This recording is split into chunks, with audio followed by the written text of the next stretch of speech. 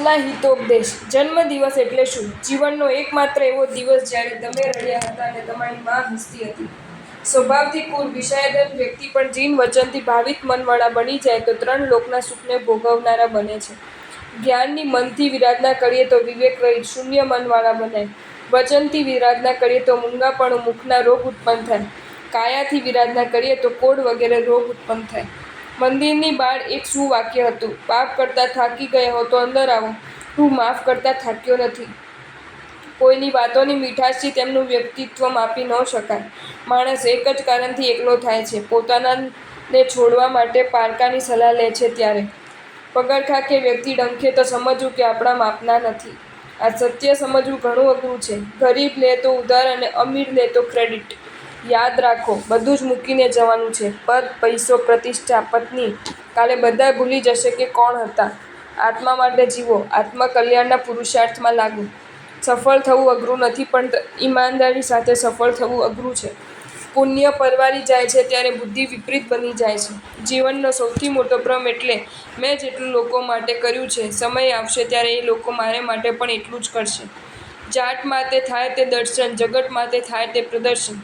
સમજી શકનાર વ્યક્તિના માથે સમજવાની જવાબદારી હંમેશા વધારી આવતી હોય છે. સમય નથી એમ ન કહો કે મેનેજમેન્ટ નથી, કેમ કે સમય તો બધા પાસે 24 કલાકનો જ હોય છે.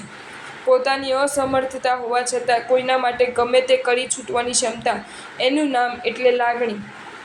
સમજ એટલે ક્યારે શું છોડી દેવું એની આવડત. ગુમાવવાનું પકડી રાખવામાં છે, છોડવામાં નહીં. મૂર્ખ મિત્ર કરતાં હોશિયાર શત્રુ સારો. શાંતિની ઈચ્છા હોય તો પહેલાં ઈચ્છાને શાંત કરી દો. વિરોધ વધારે હોય ત્યારે સમજી લેવું, લોકો કાં તો તમને માપી નથી શકતા, કાં તો તમને આંબી નથી શકતા. દેવું થાય તેટલું ખર્ચવું નહીં અને ભાવિ પેઢી આળસુ થાય એટલું બચાવવું નહીં. એક્સેપ્ટ કરતા શીખી જાઓ, લોકો તમને રિસ્પેક્ટ આપશે. શાંત જીવન કે 3 મંત્ર: એક્સેપ્ટ, એડજસ્ટ, અવોઇડ. ફ્રી થઈને વાત કરવી અને વાત કરવા ફ્રી થવું. આ જ 2 લાઇનમાં સામેની વ્યક્તિ પાસે આપણને આપણું મહત્વ સમજાય છે.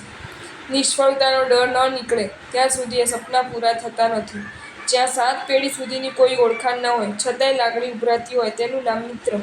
કોઈએ નથી જોતું કે એના માટે તમે શું કર્યું, પણ એ જરૂર જોવે કે તમે એના માટે શું નથી કર્યું. વડીલની રાય નિયમિત લેવી અને ગરીબની હાય ક્યારે ન લેવી. હસી જવાથી અને હટી જવાથી ઘણા બધા પ્રોબ્લેમનો અંત આવી જાય છે. જીવનમાં શાંતિ જોઈતી હોય તો એક વાસ્તવિકતાને સ્વીકારી લો: દુનિયા આપણી ઈચ્છા મુજબ નથી ચાલવાની. પ્રેમ એટલે કોઈના વિશ્વાસને એક લાંબી ખામોશીથી નિસ્વાર્થપણે સ્વીકારવો.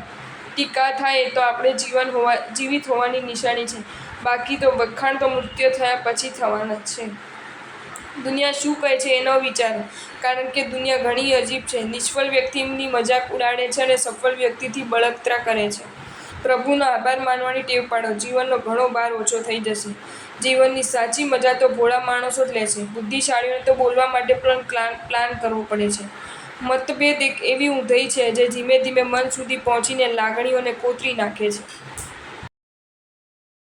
જો તમને આ વિડીયો ગમ્યો હોય તો આ વિડીયોને લાઇક કરો અને શેર કરો, અને આવા જ નવા વિડીયો જોવા માટે જૈન ફેક્ટ્સ એન્ડ સ્ટોરીઝની ચેનલને સબસ્ક્રાઇબ કરો. ધન્યવાદ.